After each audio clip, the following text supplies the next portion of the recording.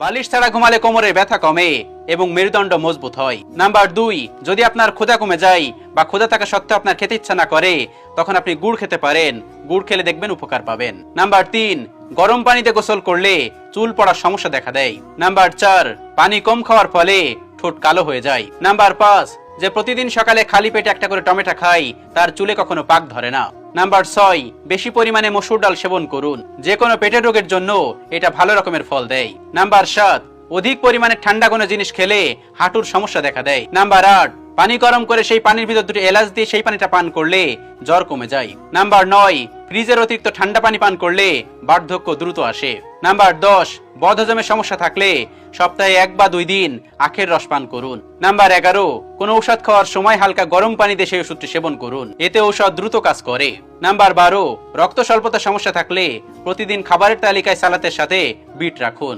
Number 13, অতিরিক্ত রাত জেগে মোবাইল চালালে মস্তিষ্ক বিকৃত করতে পারে। নাম্বার 14, গলা রক্তচাপ নিয়ন্ত্রণে সহায়তা করে। নাম্বার 15, শরীরের কোথাও পুড়ে গেলে সেই জায়গায় ডিম ভেঙে ডিমের সাদা অংশ লাগালে আর সেখান থেকে ছাল ওঠে না।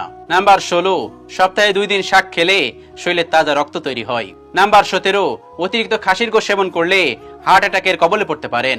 নাম্বার 18, সপ্তাহে 1 দিন নিমের রস খেলে কিডনির সমস্যা দেখা দেয় না, আর হলেও তা ভালো হয়ে যায়। নাম্বার 19, পেটের যে কোনো সমস্যা থেকে মুক্তি পেতে প্রতিদিন দই খান। নাম্বার 20, রাতে ঘুমানোর আগে 1 গ্লাস দুধের মধ্যে 4টে খেজুর দিয়ে সেই দুধ পান করুন, এতে স্মৃতিশক্তি প্রখর হয়, সারা জীবন শরীরের কোনো দুর্বলতা থাকবে না।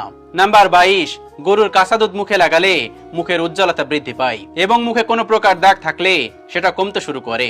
নাম্বার 23, অম্বল বা বুকের জ্বালাপোড়া দূর করতে স্ট্রবেরি খান।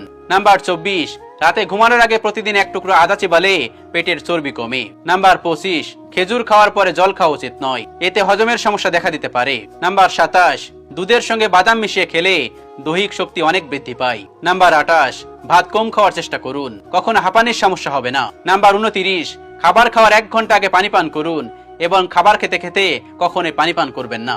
এই স্বাস্থ্যকরী টিপসগুলো মানার চেষ্টা করুন, তাহলে দেখবেন আপনি অনেকটাই সুস্থ আছেন। আল্লাহ রাব্বুল আলামিন আমাদের সকলকে বোঝার তৌফিক দান করুন। আমিন।